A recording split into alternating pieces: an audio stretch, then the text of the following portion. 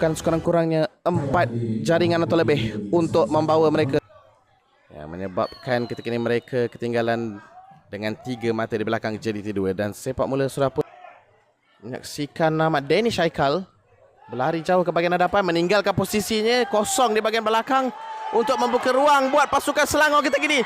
Agak terlalu kuat tolakan beliau. Dan sentuhan terakhir terjahan daripada Kamal Arif. Mampukah beliau untuk menghasilkan jaringan ke-24-nya? Abdul Rahman Daud tenang mencari sudut bawah.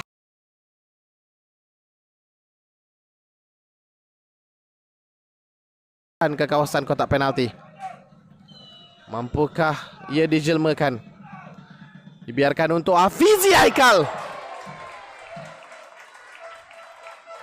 Hampir-hampir sebentar tadi daripada Hafizi Daniel.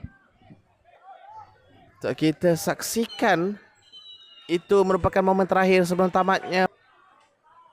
Dan situasi 10 lawan 10 untuk kedua-dua pasukan menuju ke 10 minit terakhir. Skill menarik daripada Ahmad Daniel Hakimi. Hantaran ke bahagian tengah, tandukan daripada Ryan Ahmad. Peluang untuk Kamal Arif. Cuba melakukan hantaran ke bahagian tengah. Ada tolakan. Tolakan mudah untuk Wanzek. Dan pemain gantian yang dibawa masuk.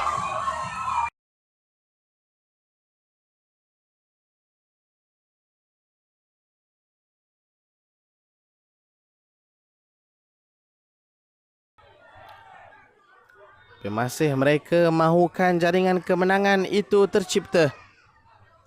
Satu lagi hantaran ke bahagian tengah. Ekene Victor dengan sentuhan memiliki peluang untuk Ekene Victor.